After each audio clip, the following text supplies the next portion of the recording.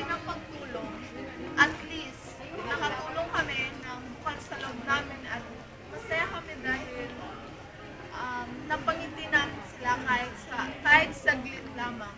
Nabigyan namin sila ng mga pangangailangan nila sa kahit isang linggo lamang. At masasabi ko rin lang, naging proud ako sa nanay, kay Tita Belia, dahil kahit gano'n na yung sitwasyon nila,